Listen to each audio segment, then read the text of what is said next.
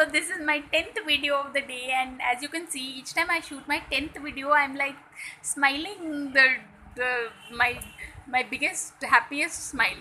So anyway, so right now I need to review this book called Shobha at 60, which is uh, considering there was a 70 and to hell with it that was released recently.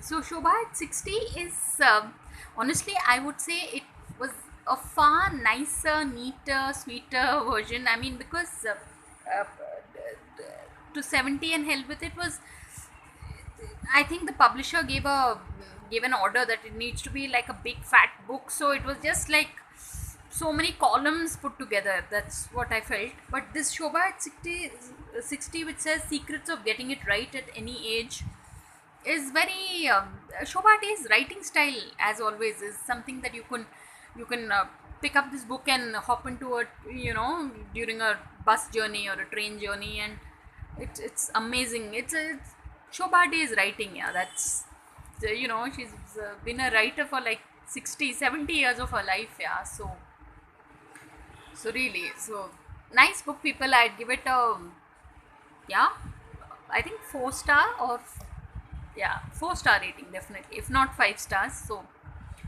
on that note, thanks for watching, people, and please subscribe.